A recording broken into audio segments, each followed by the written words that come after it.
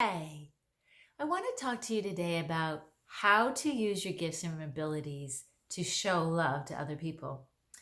And you do have some gifts and abilities and talents that are unique to you, and God's given those to you for a purpose.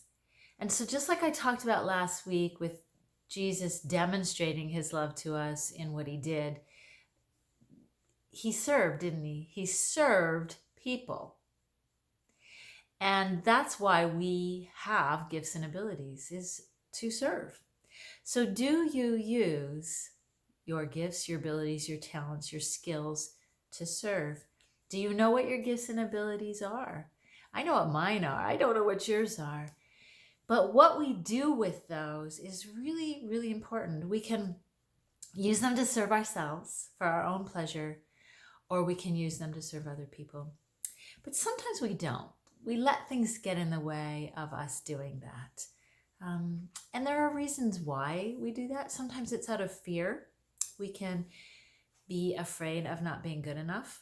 Perhaps you have some kind of musical ability or ability to speak, get up in front of people, entertain them in some way, or educate them in some way, but you're afraid. You're afraid of saying the wrong thing or doing the wrong thing or making a mistake.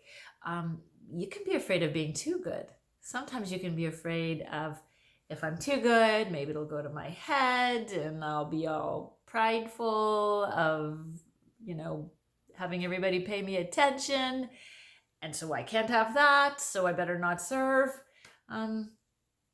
We can be afraid of being criticized, being laughed at, being judged.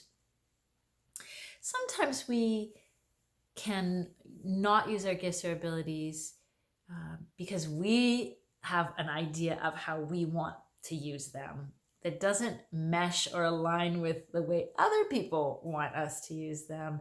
So then we get frustrated or irritated or resentful.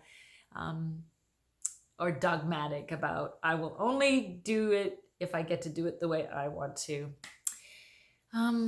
Sometimes we don't know what our gifts or abilities are. And, there's always the people who have the very overt, obvious talents and abilities. Some people can sing. Some people can play a musical instrument. Some people are good athletes. Some people are good at writing. But, there's a lot of gifts out there that maybe are quieter behind the scenes gifts, but they're just as important, and maybe even more important. There's the ability to encourage, the ability to listen well, as opposed to just waiting for your turn to talk. There's the ability to be a good host or hostess. Some people are incredibly gifted and talented at preparing food. Some people have the gift of humor.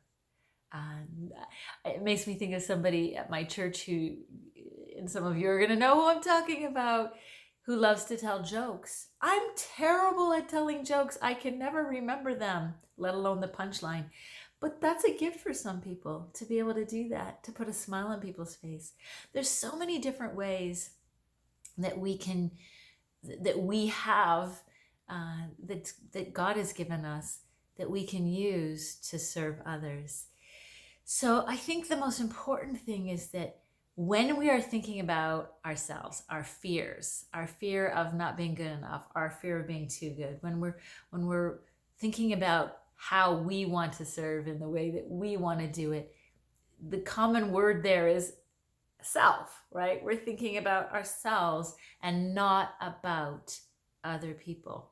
If you switch that around and you think about how to use what you've been given in service to other people, it changes something within you, and then you don't think so much about doing it the right way or the best way or what the end result for you will be. You will be focused on showing and demonstrating love to others as God intended.